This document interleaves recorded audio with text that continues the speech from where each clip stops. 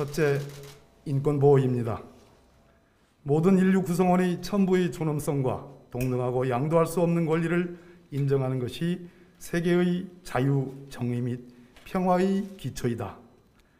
어목했던 1948년 세계인은 한자리에 모여 이렇듯이 인권의 존엄을 전명했습니다. 대한민국 헌법 10조는 국가는 개인이 가지는 불가침의 기본적 인권을 확인하고 이를 보장할 의무를 진다라고 규정하고 있습니다. 인권은 우리 사회가 함께 지켜내야 하는 가장 고귀한 가치입니다. 제가 국회에서도 여러 차례 법무부에 묻곤 했습니다. 이 자리에서 재차 묻고 싶습니다. 인권을 보장하고 지켜내는 역할을 법무 검찰이 최일선에서 수행하고 있다는 것이 자랑스럽지 않습니까?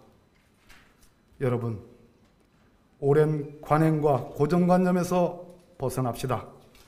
만일 내가 수사를 받는 사람이라면, 내가 수용되어 있는 사람이라면 어떨까 생각해 봅시다.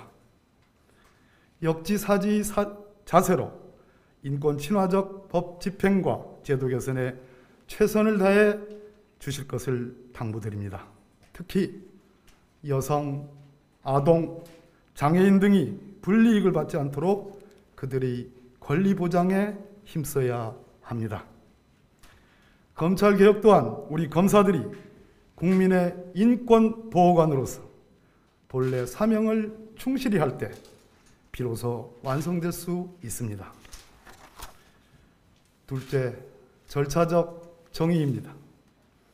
이는 법에 규정된 절차를 준수하는 것은 물론이고 국민 모두가 납득할 수 있는 검찰권의 행사를 포함하는 의미입니다.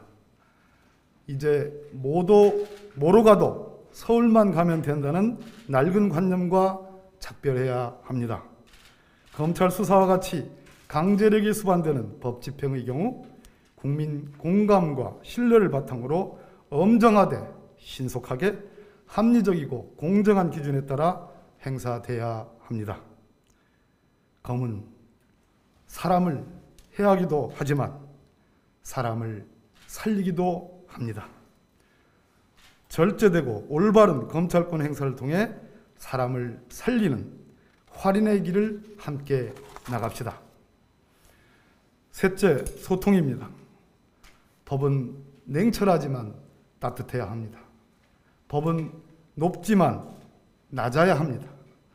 법무행정 수요자인 국민이 공감하고 만족할 수 있는 법무행정이 되어야 합니다.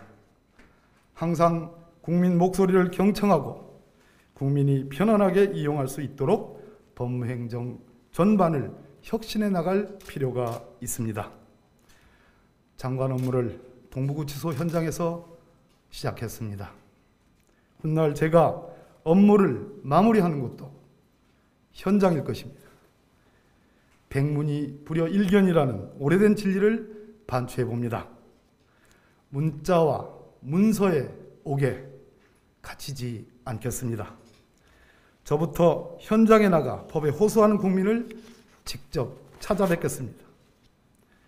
우리 법무검찰 구성원들과도 수시로 직접 만나 대화하겠습니다. 오늘은 윤석열 검찰총장과 조금 전에 직접 만났습니다. 대문만 열어놓고 장관실문은 걸어 잠그는 일은 없을 것입니다. 서로 언제든지 허심탄회하게 대화합시다. 존경하는 법무가족 여러분, 우리는 이제 막 국민의 명령인 검찰개혁을 위한 한 걸음을 내딛었을 뿐입니다. 권력기관 개혁 과제를 더욱 가다듬고 발전시켜 나가야 합니다. 검찰은 수사권 개혁 법령 시행에 따른 후속 조치를 신속하게 취해야 합니다. 위법한 수사를 통제하는 사법 통제관으로서의 역할을 획기적으로 강화해야 합니다. 그에 걸맞게 검찰 조직 또한 재편돼야 합니다.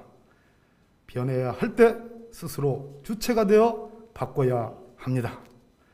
검찰은 이제 경찰과 상호협력을 통해 국민의 인권보호는 물론 각종 범죄 대응에 최선을 다해야 합니다. 또한 고위공직자 범죄수사처와는 견제와 균형을 기조로 유기적 협조도 펼쳐나가야 합니다. 제도적 변화가 수사의 혼선과 퇴보가 아닌 국가범죄 수사 역량의 강화로 귀결돼야 합니다.